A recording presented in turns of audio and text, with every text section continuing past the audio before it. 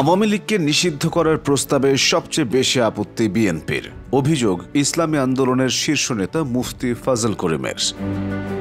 BNP একদিকে আওয়ামী লীগ বিরোধী কথা বললেও অন্যদিকে দলটিকে নির্বাচনে রাখার জন্যই সব জায়গায় প্রতিবন্ধকতা সৃষ্টি করছে। রোববার বিকেলে রাজশাহী মহানগরের শালবাগানে অনুষ্ঠিত এক জনসভায় এসব মন্তব্য করেন ইসলামী আন্দোলন বাংলাদেশের সিনিয়র নায়েবে আমির মুফতি মোহাম্মদ ফাইজুল করিম।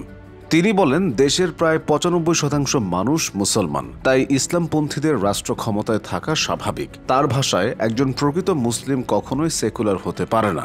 কিন্তু বিএনপি এমন একটি দল যারা প্রকাশ্যে একটি কথা বললেও অন্তরালে ঠিক উল্টো কাজ করে। এখন দেশে এমন কোনো জায়গা নেই যেখানে তারা জাদুবিদ্যার মতো রাজনীতি করছে না।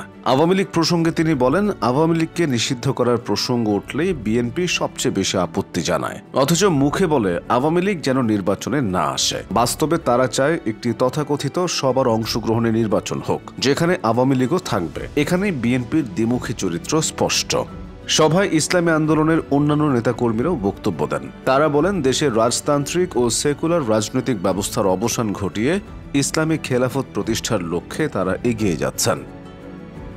মিনথাল আহমেদ মাসুম, খবরবাজ।